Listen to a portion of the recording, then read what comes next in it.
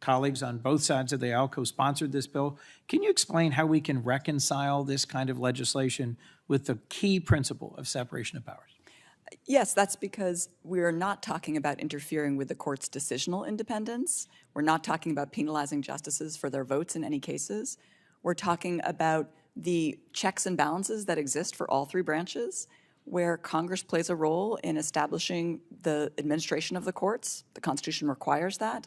And as part and parcel of that, establishes ethical guidelines. In fact, I'd argue, Mr. Chairman, in closing, that if the most senior members of the executive branch and the legislative branch and the judicial branch are all subject to disclosure and reporting and compliance and enforcement obligations, for just one court of 9 justices to exempt themselves puts us at real risk of the highest court having the lowest ethical standards of the entire senior members of all 3 branches.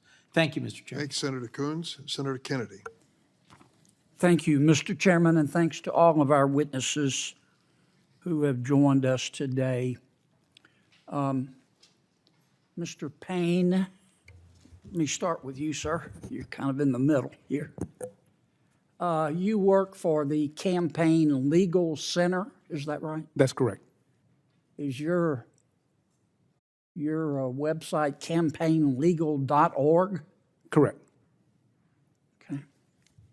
Does not the front page of your website say, I'm going to quote here, I want to get it right, the current U.S. Supreme Court is a threat to our democracy?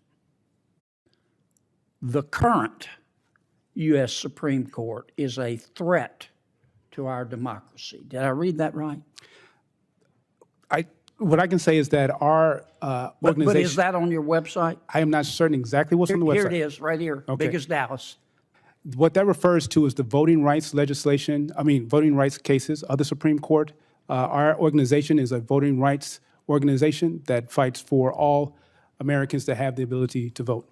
Yeah, but you got to click a bunch of times to find that explanation. I just want to make sure I read that correctly.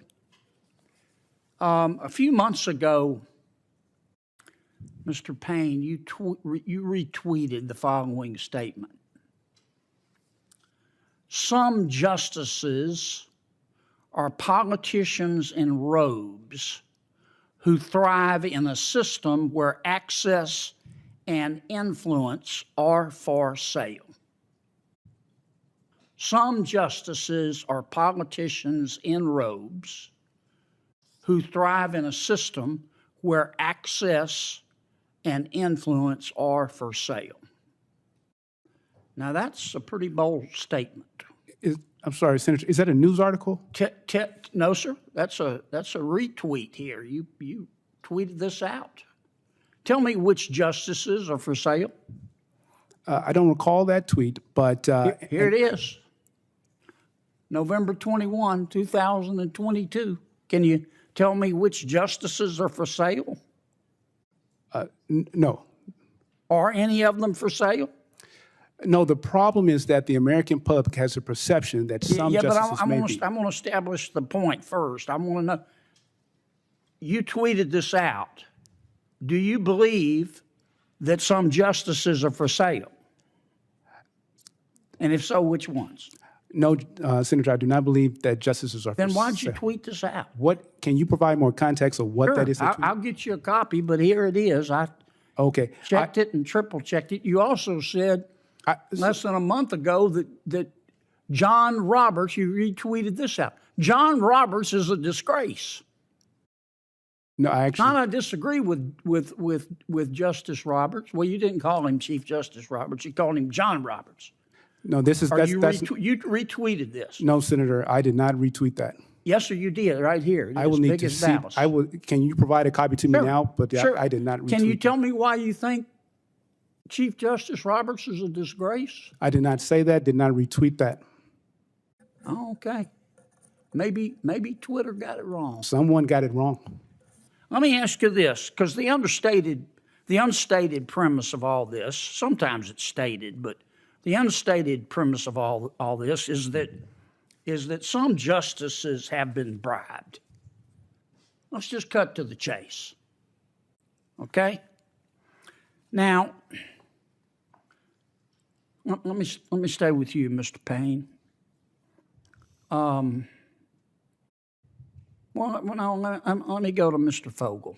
I don't want to just pick on you, Mr. Payne. You can be looking up on Twitter where you said those things. On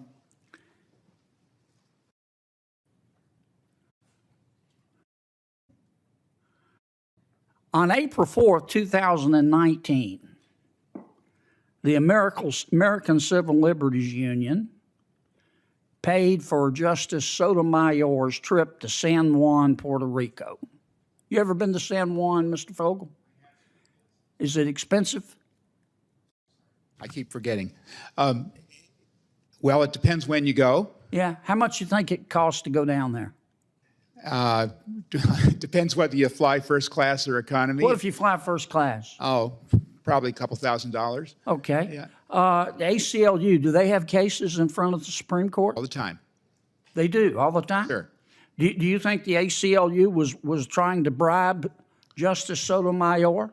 No, sir, I don't. I don't either. I don't either. But that's the unstated premise of all of this. Well, Senator, if I All may, these articles about Justice Clarence Thomas and the Chief Justice in the United States and Justice Gorsuch, who sold an interest in an LLC to a Democratic donor who had never met, that they bought him, isn't it? may I say something in Of response, course. Senator? I think there are two things going on here today. I think there is a political conflict, which is, as I said earlier, it's very intense. It's hyper-partisan. Both sides have things to say. And then I think there's an ethical issue. When you accuse people of being bribed, it kind of No, I'm not accusing. gets their attention. Sir, hold on a second. I'm not accusing anybody of being bribed.